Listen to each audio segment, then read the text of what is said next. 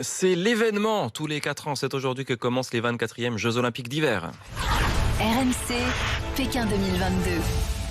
Et c'est au nid d'oiseau de Pékin, dans la capitale chinoise, qu'aura lieu la cérémonie d'ouverture de ces JO. Elle sera moins faste que d'habitude à cause du Covid. Et évidemment, la France espère battre son record de 15 médailles au cours de ces JO, qui commencent dans un climat glacial, il faut le dire, avec la problématique des droits de l'homme en Chine. Certains pays ont décidé tout simplement de boycotter diplomatiquement ces Jeux.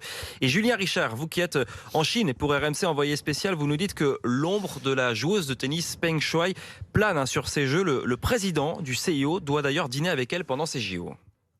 Oui, Thomas Bach l'a confirmé hier. Alors où ce sera au sein de la bulle sanitaire des Jeux de Pékin, mais quand? Mystère très bien gardé. Peng Shuai, joueuse de tennis chinoise, qui a accusé un ancien dirigeant du pays d'agression sexuelle et qui depuis n'est plus libre de ses mouvements ni de s'exprimer. En novembre dernier, le Comité international olympique a été l'un des premiers à apporter une preuve de vie de Peng Shuai, un communiqué, des images de Thomas Bach qui échange par visioconférence avec elle.